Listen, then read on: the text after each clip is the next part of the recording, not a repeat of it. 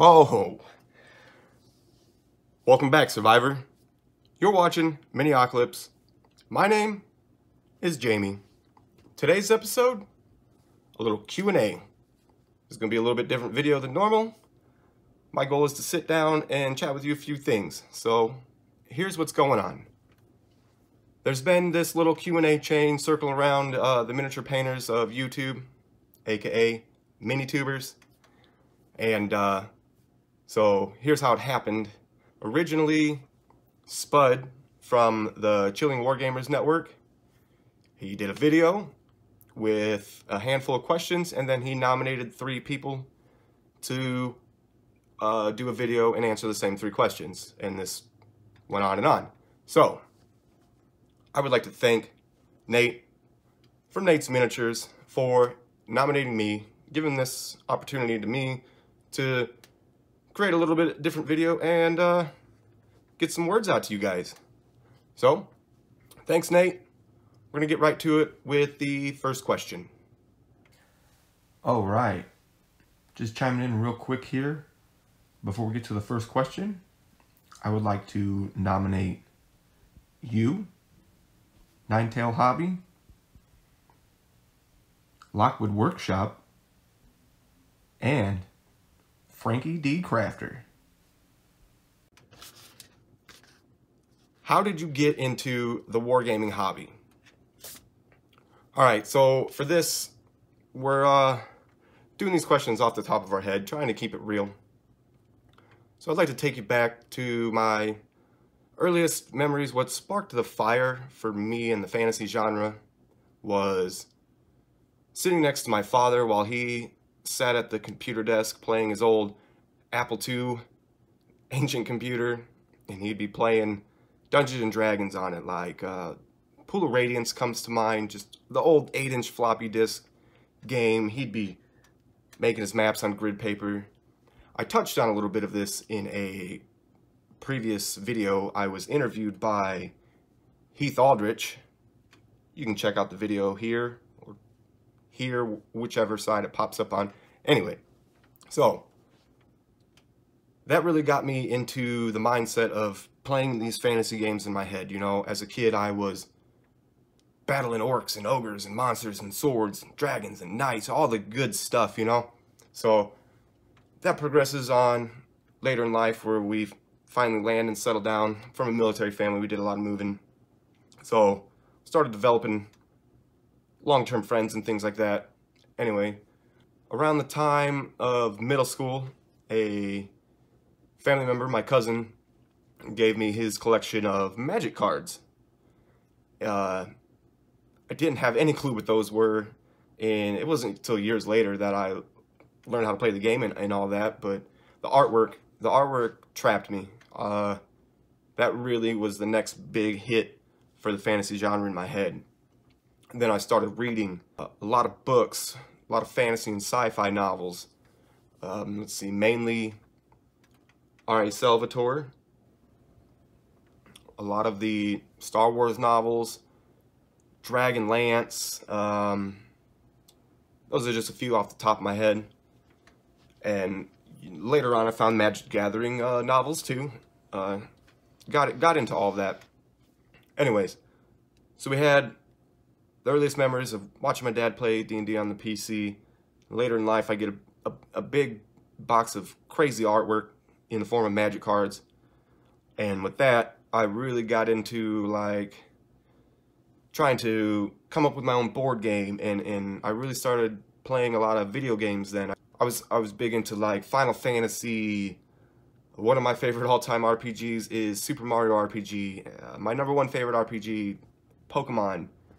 It's an RPG, and I love it.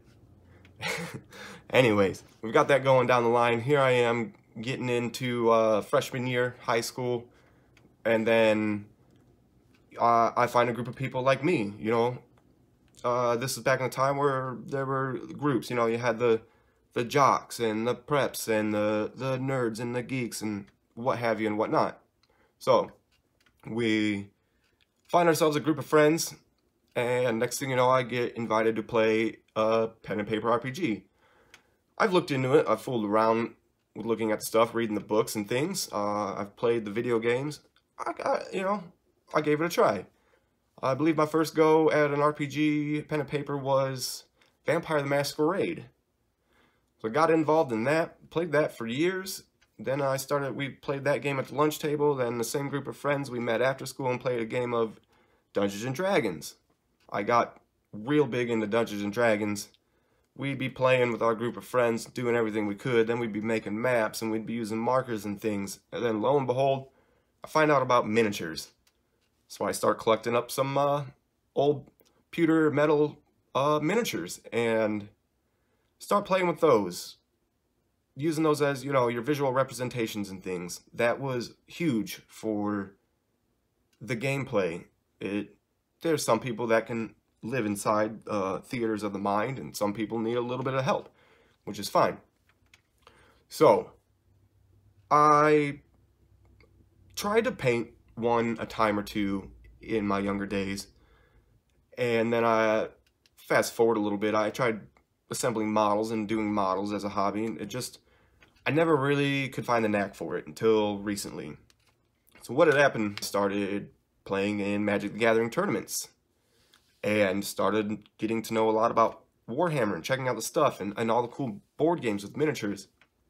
So one day, walking through a dollar store, and I come across these miniatures here, or toys if you call them, and I said, hey, these are only $1.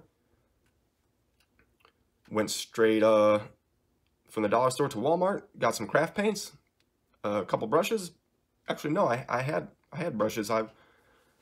The wife had a bunch of brushes. We were both heavily into art, and so she had all our art supplies. So started there, some craft paints, some old brushes, and painted a handful of miniatures. Then was like, hey, the internet exists. It's a thing. Checked out YouTube. Watched a handful of YouTube videos. Anyway, so I buy these miniatures. I get the paints. I get home. I learned how to paint them over some videos over time, and that's what got me into the miniatures. Now, take it back a second. The wargaming side of it. I'm not a big wargamer myself. I am learning Warhammer and learning the lore, and I'm going to get more involved in it. It's what I want to do. I had my first real go at a tabletop miniatures game with the game Heroescape. It's an older game by Hasbro, I believe.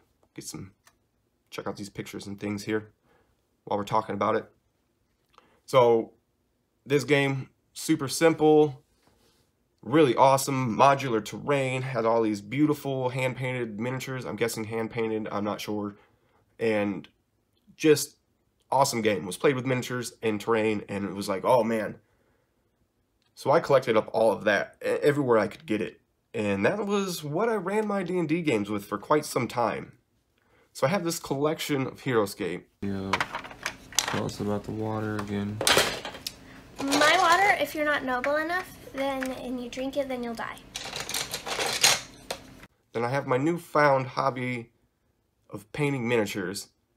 And then I really come in to realize how big wargaming games were, like Warhammer and all the ones out there. I'd like to name a bunch of them, but again, we're doing this off the top of our head. So that's what really got me into the hobby. The fantasy genre, the playing of that miniatures game, Heroescape, and then learning how to paint. That really, once all that came together, I was like, this is what I like to do. This is what I want to do. Lo and behold, leads me to this wonderful community. So many supportive people, so many opportunities, so much to do. It's just, I wish I knew about it 5, 10, 15 years ago. But we're here today, we're loving it, we're enjoying it, and we're loving you guys too. So, on to question number 2. What got you into YouTube? Again, I touched on a little bit of this before, but here's the gist of it. I've wanted to do YouTube for quite some time. I went through the ideas of different things that I was into, you know, my blacksmithing, my fishing, my welding. You know, I wanted to show people what I was doing. I wanted people to, you know, to share the art. Just wanted to share the art. And once I painted some miniatures and I was like, hey, these are looking not so bad. Like, for instance, here's the first miniature I had ever painted, my first real miniature. And I did this at a local game shop in a little painting competition thing, which turned out to not really be much of a competition, but, you know, I was scared to death that day. It was my first time painting anything that wasn't a toy. So anyway, when I realized that I thought I painted all right, and I thought that, you know, at this point I'm watching tons of videos, I'm like, man, I paint, I think, pretty good enough to put my stuff on YouTube. I just grabbed up my iPhone, which I'm filling on it right now, and used whatever I had. I just worked with what I had, and I went to filming, and I just said, hey, I'm uploading to YouTube. I'm starting a YouTube channel, and lo and behold, that really took hold as a second hobby, I guess. Maybe even the main hobby. I'm not sure, but we did that. We got a video out. Right away, I got a few people interested. I ended up meeting Jeff C here, getting to know this guy right off the bat. Loved what I was doing, you know, and people were talking to me, and it was like, whoa, you know, like, so cool. So that's how I got into YouTube. Once I saw that side of things, I just was like, all right, I think I want to get creative and start making some cool art. Maybe do some videos explaining it. Maybe some telling a story about it. Just, I don't have anything super dead set. I'm working on things. Just enjoying painting and YouTubing. So that's that. That's how I got into YouTube. It grabbed me up when I tried it. When I tried it, the response was so good, I wanted to do it. This brings me to question number 3. Where would you like to see your channel go in 5 years? I guess it's a simple question, but it could be answered so many ways, you know. With YouTube, there's the fame, you know, the possibility of making some money, just being a social presence, all that good stuff, which is cool. But for me, within the next 5 years, I would like to continue to be part of a community and create a community of my own, and we just communicate community to community. That probably don't make any sense, but I just want everybody to love everybody, basically. I want to continue to stay in this community, help build a community, and I really want to help drive the hobby forward, get more creative people, get new techniques figured out, get crazy builds built, get all the cool stuff, get it filmed and get it on YouTube and show people, talk about it, have fun with it, play with it. So ultimately, for me, in 5 years, I would like my channel to be doing, you know, successful. If it doesn't, that's fine. I'm doing what it is that I want to do for the most part. And I just want to stay involved. I want to get people together. I want everyone to love everyone, and I just want to chat and enjoy hobby time. When I'm working, but when I'm hobby timing, it's fun time. I got my friends, I got pictures, I got, you know, all these cool things we can do and hang out together. So that is where I want to take my channel in 5 years. I would like to build it up, build a community, support each other, and then always maintain to the fact of helping out the people who are just starting out. I can't stress enough how many people have helped me, and sure, you could reach out to the bigger guys and all and everything, but don't forget about the guys that are behind you or coming up or have questions. That's what I want to be there for. I want to get through all of this so I can show the next person, hey, here's some tips on how to get through all of this, because get rid of the stress, and you start enjoying the hobby and filming, it's pretty awesome. It's pretty awesome. Hopefully that explains that a little bit. And now on to the last question. What advice would you give to a new YouTuber? It's kind of a deep category, I guess. I'm going to just give it to you straight. So, for step number one is just if you know that YouTubing is something you want to try, just give it a go. You know, you don't need a whole lot. Get your cell phone. You can even edit on the cell phone depending on what phone you have. If you got a computer, whatever it is, between the two, you can make it work. You grab up your cell phone. That's what I did. Started with my iPhone 10, like I said earlier. I'm using it right now. Started simple, like, okay, I'm gonna paint this. I'm gonna film it like this, and that's how I did it. I didn't know much about editing. Did the little bit I knew, and then I started learning from there. You know, you check out a tutorial, you try a new angle, just get it started. Sit down, grab your paper. If it's something you're passionate about, find a cool title, find a cool name for your channel, I should say. Then, you know, think of a cool title, get your project together, get your stuff set up, and just film it. Take your time with it. Get 2 minutes of good footage, change the angle, get a few minutes of good footage, throw that in an editor, splice it together with some transitions, and see what you think about it. If you don't like it, then you start hitting up the tutorials and learn things. So, just get it started. Don't be afraid to learn. And here's the third thing I would have to be honest about. Honestly be honest. Where am I at here? Anyway, it's tough. It's you're a photographer, filmer, sound guy, editor, cast, crew, production, you know. It's tough. You have to allow some time in your schedule to get things up to your standards, whatever time that is, and get it to where you like it. So, with that being said, don't be afraid though. You won't ever figure out how to get through it and what you like and don't like, or if it's for you or not for you, if you don't try it. So, grab your equipment, whatever it is, get started. Don't be afraid to learn. And number 3, it can be a tough road, but stay strong. And before you know it, you'll be YouTubing, you'll be making connections, you'll be talking with people in this community. Not only can you help take care of it, but it will help take care of you, and it's a wonderful time. So, that's my Q&A.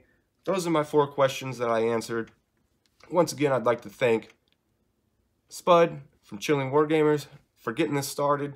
What an amazing project. You've had so much feedback, so many other videos coming out. I'm proud to be part of this. And again, thank you, Nate from Nate's Miniatures. This guy, great channel, doing some terrain builds lately, upgraded his equipment. He's got crisp, crazy good footage. You should check him out. He's going to be going places. But all right, that'll do it for me. I'm going to get back to hobbying. Got a big build right over here on the table I'm working on. I'm talking kitchen table build. Yes, we needed the space. So all right, I'm looking forward to seeing you. We got some things going. Computer's going. Back to editing. We'll be back in the game. All right, take it easy. Until next time, peace. Let's hang on. So I lost track here. I would like my channel to... Let's start the third question over.